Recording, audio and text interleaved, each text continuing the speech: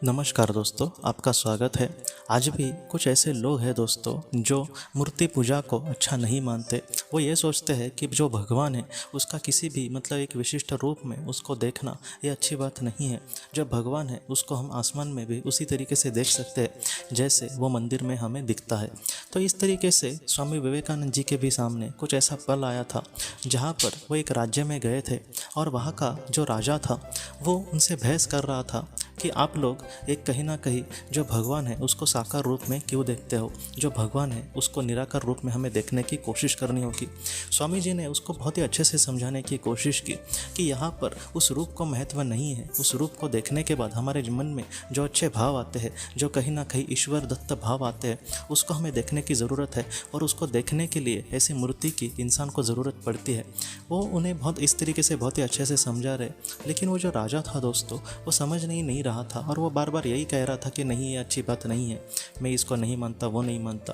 तब आखिर में एक आखिरी एक उपाय के लिए स्वामी जी ने उस इंसान के जो उनका दीवान जी था उसको कहा कि सामने जो तस्वीर रखी है, लगाई है, और एक तैल चित्र लगाया था।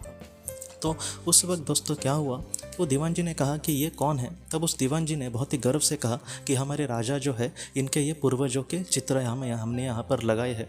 तब स्वामी जी ने उसमें का एक चित्र वहाँ पर दिशा करके कहा कि इस चित्र को तुम ज़मीन पे रखो और वहाँ पर थूक सकते हो क्या उस चित्र पर। तो जो जीवन जी था वो एकदम गुस्से से लाल हो गया और कहने लगा कि आप ये क्या कह रहे हैं, क्योंकि हमारे राजा का अपमान कोई भी नहीं सहन कर सकता।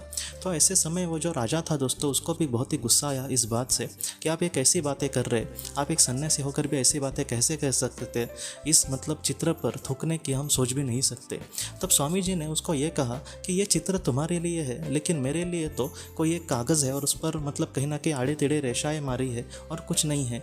तो उस इंसान ने कहा कि तो आपके लिए ये कागज़ और उस पर आड़े टेढ़े रेशाएँ हो सकती है, लेकिन हमारे लिए ये पूजनीय हमारे पूर्वज है जिनका ये राज्य हम अभी फ़िलहाल चला रहे हैं। तभी स्वामी जी ने यह कहा कि जैसे मेरे लिए ये चित्र कुछ भी मायने नहीं रखता, लेकिन तुम्हारे लिए ये बहुत ही ज़्यादा महत्वपूर्ण है, वैसे ही एक निराकार जो परमेश्वर को मानता है उसके लिए एक मूर्ति कुछ भी नहीं हो सकती।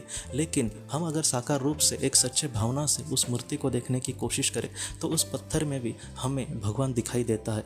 तो इस तरीके से स्वामी जी ने बहुत ही अच्छे तरीके से उनको समझाया और उस राजा ने उनकी बात मानी। दोस्तों मुझे उस राजा का भी कहीं ना कहीं एक अच्छा ही लगता है कि इन सारी बातों को सोचकर उसने इस बात को माना। लेकिन आज हमारे दुनिया में या फिर हमारे देश में भी कुछ ऐसे लोग हैं कि उनको सामने भी हम कितना भी समझाया जाए वो लोग अपने अपना ही सच बोलेंगे। वो लोग यही कहेंगे कि नहीं, इस तरीके से नहीं करना चाहिए, उस तरीके से नहीं करना चाहिए।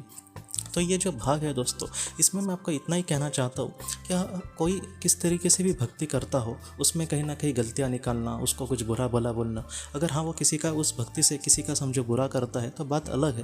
लेकिन अपने भक्ति में वो रममान होकर अच्छे तरीके से अगर भक्ति में आगे बढ़ रहा है, उसका कैसा भी रास्ता हो, ऐसे समय में उसकी गलतियाँ निकालना या फिर उसको बुरा भला बोलना, ऐसा नहीं करना चाहिए। हो सकता है बहुत बार आज भी ऐसे लोग हैं जो निसर्ग को, जैसे पेड़ पौधों को ही वो भगवान मानकर उनकी पूजा करते हैं। कुछ लोग सूर्य देवता को भगवान मानकर उसकी पूजा करते हैं और किसी भगवान को वो नहीं मानते। कुछ लोग समुद्र को भी है जो भगवान मानते हैं। तो इस तरीके से उनमें कुछ गलतियां निकालना या फिर उनको कहना कि नहीं हमारे भगवान को सच है या फिर तुम्हारा झूठ है, ये कहना एक बेवकूफ़ी होगी। इसलिए जितना हो सके दोस्तों, जो जैसी भक्ति करता है हमें भी उसका उस तरीके से सम्मान करने की ज़रूरत है दोस्तों। तो दोस्तों हम अपनी अगली वीडियो में किसी नए विषय को लेकर मिलेंगे। तब तक आप अपने परिवार का ख्याल रखना। आपका बहुत बहुत धन्यवाद।